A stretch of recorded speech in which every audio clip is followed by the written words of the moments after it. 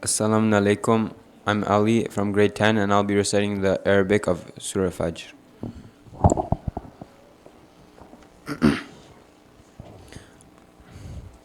أعوذ بالله من الشيطان الرجيم بسم الله الرحمن الرحيم والفجر وليال عشر والشفع والوتر والليل إذا يسر هل في ذلك قسم لذي هجر ألم تر كيف فعل ربك بعاد إرم ذات العماد التي لم يخلق مثلها في البلاد وثمود الذين جابوا الصخر بالواد وفرعون ذي الأوتاد الذين طغوا في البلاد فأكثروا فيها الفساد فصب عليهم ربك سوط عذاب إن ربك لبالمرصاد فأما الإنسان إذا ما ابتلاه ربه فأكرمه ونعمه فيقول ربي أكرمن وأما إذا ما ابتلاه فقدر عليه رزقه فيقول ربي أهانن كلا بل لا تكرمون اليتيم ولا تحاضون على طعام المسكين وتأكلون التراث أكلا لما وتحبون المال حبا جما كلا إذا دكت الأرض دكا دكا وجاء ربك والملك صفا صفا وجيء يومئذ بجهنم يومئذ يتذكر الإنسان وأنى له الذكرى يقول يا ليتني قدمت لحياتي فيومئذ لا يعذب عذابه أحد ولا يوثق وثاقه أحد يا أيتها النفس المطمئنة ارجعي إلى ربك راضية مرضية فادخلي في عبادي وادخلي جنتي صدق الله العلي العظيم صدق الله رسوله الكريم اللهم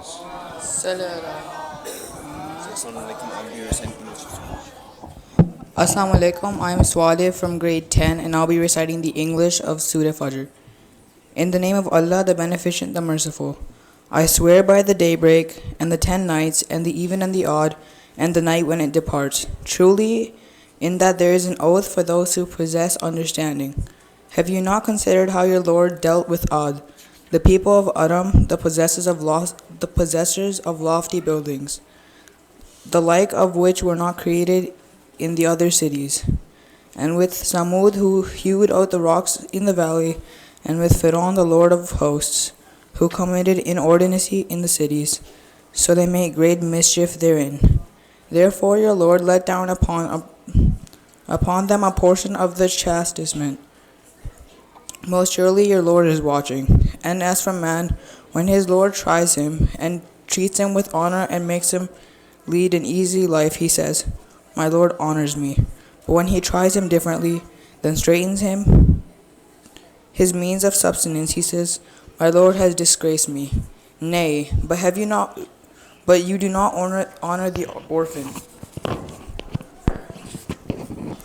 nor do you urge one another to feed the poor, and you eat away the heritage, devouring everything indiscriminately, and you love wealth with exceeding love. Nay, when the earth is made to crumble to pieces, and your Lord comes, and also the angels in ranks, and hell is made to appear on that day. On that day shall man be mindful, and what shall being mindful then avail him? He shall say, oh, would that I had sent before this my life. But on that day shall no one chastise with anything like his chastisement, and no one shall bind with anything like his binding. O soul that art at rest, return to your Lord well pleased with him, well pleasing him. So enter among my servants and enter into my garden. Sadaqallahu al-Azim.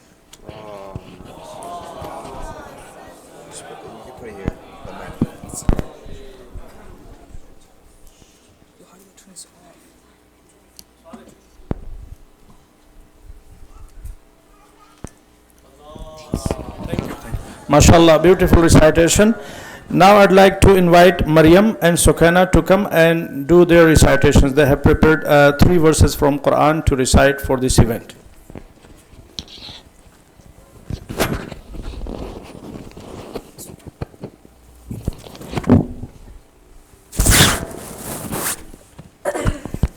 Assalamu alaikum. My name is Maryam. And my name is Sakina. And today we're going to recite Quranic ayats related to Imam Hussain alayhi salam. Bismillahir Rahmanir Rahim.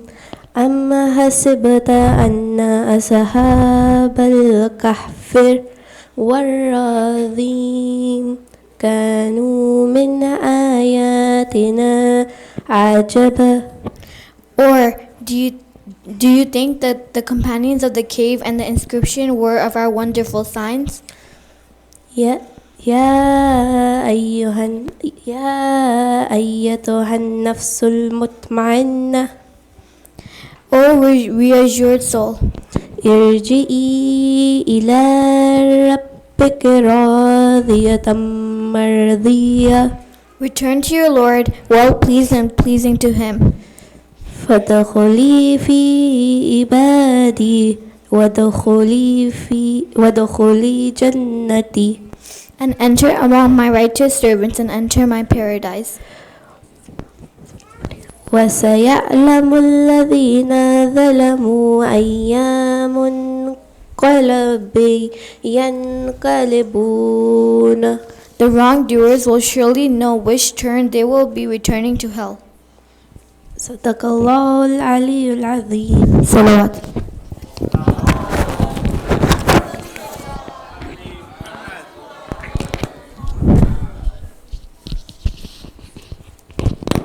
Now we have a presentation from KG and grade 2 students. Please come forward for their recitations.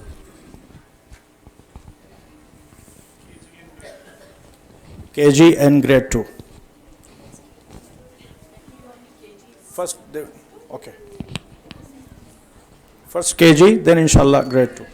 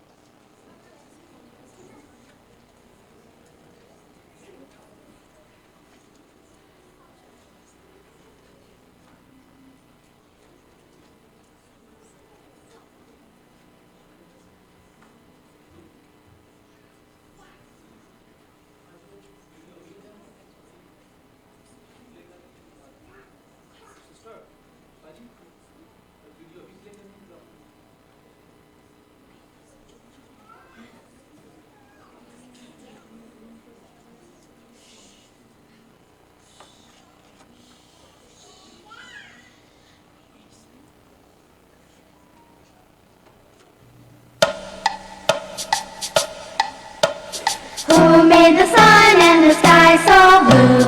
Who made the stars and the planets too? Allah is the one, Allah is the one. Allah made the stars and the moon and the sun.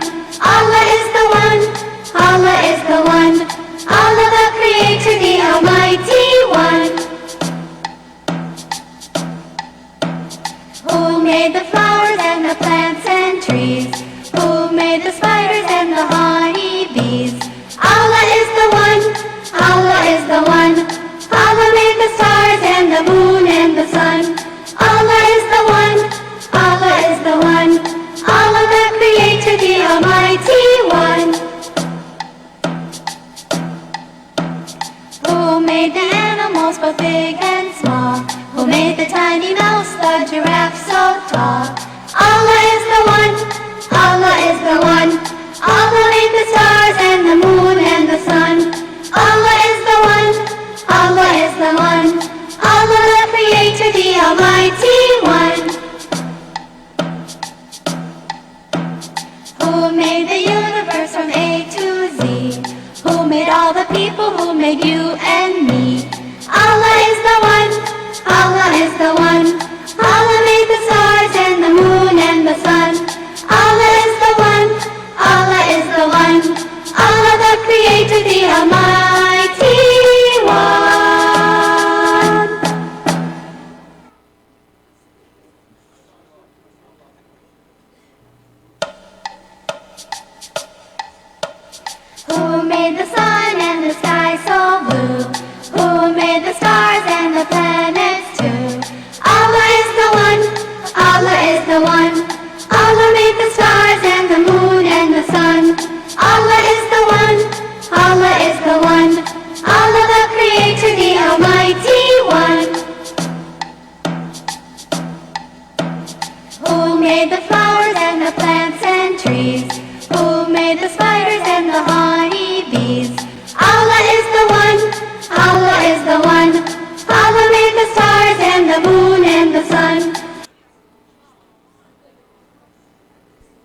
Allahumma salli ala Muhammadin wa ali Muhammad. Great job, grade 1, excellent, mashallah. Now we have grade 2 students.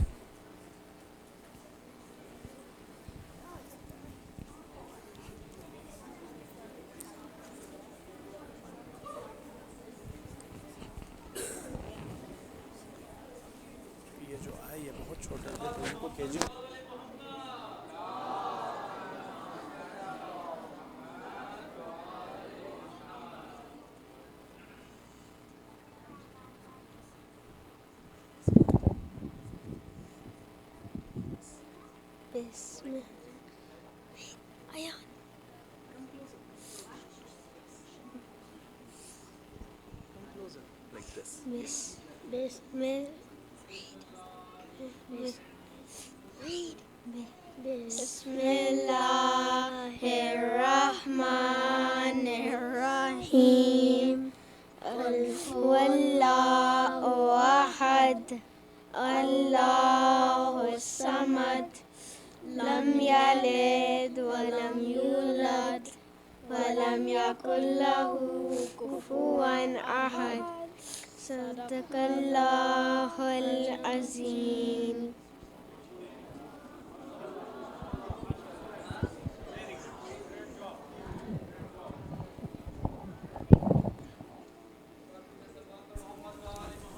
اللهم صل على محمد وآل محمد وعجل فرجهم. Now grade 2 girls.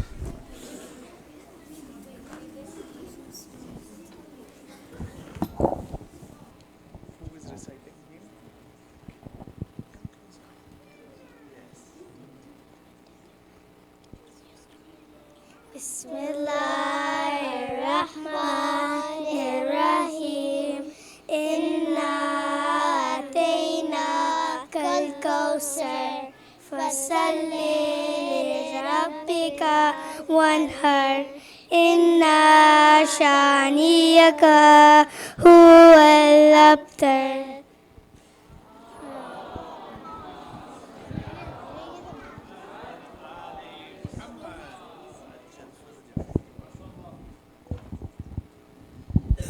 Mashallah, great job, great KG and 2 students, and thanks for the teachers, especially for Sister Shazia Qasim. And now it's time for grade 6A, Karbala narrative. They will be talking about Karbala and the events of Karbala which took place in the order. Grade 6A, boys and girls, please line up and then take your turns one by one. Speak about Karbala events. Grade 6A.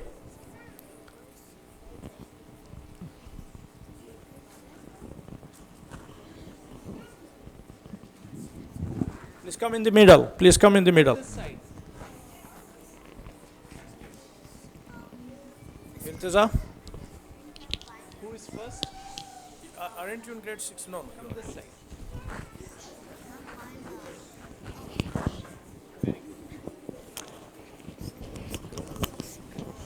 The Battle of Karbala, which took place in the deserts of southern Iraq in 680 AD, is a central event in Shi'ism which serves as a point of reference for many Shi'i religious beliefs and practices. The main themes that have emerged from this event, such as resilience in the face of oppression, suffering and redemption, along with unwavering loyalty to the Imams, have become defining features of Shi'i narrative. The events of Karbala reflect the collision of the good versus the evil, the virtuous versus the wicked, the collision of Imam Hussain, the head of virtue, versus Yazid, the head of impiety. Imam Hussain was a revolutionary person, a righteous man, the religious authority, the Imam of Muslim Ummah. Imam Hussein, as head of Ahlul Bayt al-Islam, never recognized Muawiyah nor his followers. Before him, Imam Ali al-Islam had fought battles against Muawiyah because Muawiyah continuously violated the Islamic principles. Imam al-Hassan al-Islam had to swallow the bitter pill of making a peace agreement with Muawiyah in order to safeguard the security of the Ummah, which was at stake. When Yazid, son of Muawiyah, declared himself as a ruler over the Ummah, he demanded Imam al-Hussein's allegiance of loyalty. Imam Hussein, on his part, flatly rejected Yazid's rule and behavior, for there was no way Yazid could represent Islam, but Yazid, the tyrant ruler over the Ummah, was adamant in his demand, and tension between the two parties increased day by day. Imam Hussein also knew that giving allegiance of loyalty to an impostor like Yazid would certainly place Islam at great jeopardy.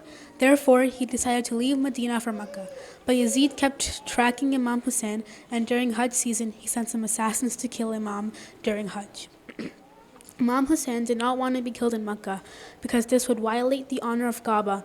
On the other hand, people of Kufa had written many letters to Imam, inviting him to guide them in their worldly and religious affairs. Thus, Imam Hussein headed for Kufa, where he already had sent his cousin, Hazrat Muslim bin Aqil, for checking the sincerity of people of Kufa. Many relatives and friends urged Imam Hussein alayhi salam not to go to Kufa, but he insisted on going. Imam Hussein alayhi salam, along with family, friends, and companions, began the journey toward Kufa, 1,100 miles from Mecca, in a long caravan in the blistering heat of summer. Meanwhile, as Imam Hussein's caravan got closer to its destination, Kufa, Imam Hussein alayhi salam unexpectedly received shocking news. The shocking news was about Hazrat Muslim ibn Aqil and the person who provided him shelter, Hani ibn Urwa, both of whom were arrested and beheaded by the governor Ibn Ziyad. Mukhtar was also arrested and imprisoned and tortured by Ibn Ziyad. Imam Hussein alayhi salam gathered his companions and disclosed to them about the bad news and said, "Our supporters have deserted us. Those of you who prefer to leave us might do so freely and without guilt." Becoming scared, some companions left the caravan. Imam Hussein alayhi salam continued with the journey along with close companions and family members until he was face to face with 1,000 horsemen. Since Yazid had ordered his commanders to seize the Imam's allegiance of loyalty at any cost, even by brutal force, the commanders had to assemble a relatively large army, surrounding Imam Hussein's camp in a desert called Karbala. Then they cut off the basic necessities to the camp, including access to water. The camp consisted of Imam Hussein, his family, friends, and companions, all of whom stood fast and firmly with him. These braves would rather face death for the noble cause of Islam than submit to the outrageous tyranny and the un-Islamic ways of Yazid. On the 9th of Muharram, the enemy military forces closed in on the camp of Imam Hussein. Imam asked his brother Abbas to talk to Ibn Sa'd and request a delay to the aggression by one night. Amr ibn Sa'd agreed to the demand. He ordered his troops to delay the aggression till the next morning. Imam Hussein and his companions spent the night in prayers. During the night, the Imam told his companions, "The enemy is interested in none but me alone. I'll be most delighted to permit each and every one of you to go back, and I urge you to do so." All companions screamed in response, "By Allah, never, never. We will either live with you or die together with you." Finally, the day of Ashura dawned upon the soil of Karbala. It was the day when jihad would be in full bloom, blood would shed, 72 innocent lives would be sacrificed, and a decisive battle would be won to save Islam and the Ummah. It had been 7 days since the water supply was cut off by the enemy. Children were crying for water, the women were desperate for water. Zain al-Abidin, the son of Imam Hussein alayhi salam, was sick with fever. The suffering from the thirst was too painful to bear, and despite this, not a single person in the camp made any complaints or even questioned the mission of Imam Hussein. Each member supported the Imam wholeheartedly and enthusiastically. The battle was ferocious. Within a short time, the Imam's supporters were killed and a large number of the enemy's fighters. They were on offensive and the enemy was on defensive. The heroes soon began to fall. They were men of valor welcoming martyrdom, and they fell one after another, for the enemy was overwhelming in number. Abbas and Abbas and other brothers of Imam Hussein went to fight one by one. They also engaged the enemy in a fierce fighting, almost doing the impossible. Abbas went toward the river to bring some water for the thirsty children. While he was returning on his horse with the water, he was attacked by a large crowd of the enemy, overwhelming and severely wounding him. As much as he tried, Abbas could not save the water. He fell from the horse to breath his last. By the afternoon, around 72 brave people had sacrificed their lives in Karbala to save Islam. All had fought under nerve-wracking conditions, severe thirst, dehydration, exhaustion, and agonizing feeling of what would happen to the family of the Prophet, peace be upon him. Afterwards, Imam Hussein endured all that and more, for he saw all his beloved ones brutally cut to pieces, including children. Remaining the only one, Imam Hussein, was to face the enemy head-on. Imam Hussein was alone, one man against thousands. He took them on, fighting them bravely, and kept fighting, receiving many wounds in the process. Thousands of enemy fighters were surrounding him, but none dared move toward him. The silence was broken when Shimmer screamed for an attack, then screamed again, threatening, and in response they attacked collectively. One sword fell on Imam Hussein's left wrist and deeply cut his hand. The blood gushed out like a fountain. Another sword was soon to follow, and it hit his upper back. Imam Hussein felt numb as he fell to the ground, bleeding heavily. He was near the point of shock. Even though staggering, he tried to stand by leaning on his sword. Then he received a fatal blow. Karbala is the cruelest tragedy humanity has ever seen. Yet the startling, though appalling, events in Karbala proved like a powerful volcano that shook from the very foundation of Muslims. It stirred their consciousness, ignorant or learned alike. For sincere Muslims, Karbala turned into a triumph. The tragic event became the very beacon of light to always remind Muslims to practice Islam honestly and sincerely, to do what is right, irrespective of consequences, and fear no one except Allah.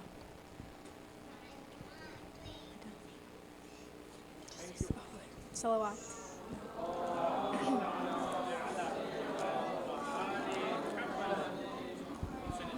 Okay, thank you very much. Thanks to all the teachers, especially for Sister Amber Reza for letting them prepare. And now it's time for Salah. So inshallah we'll do Salah while we are in this room. We'll not leave the room unless you really need to leave for wudu purpose. Otherwise we'll do the Salah, and immediately after Salah we'll resume the program.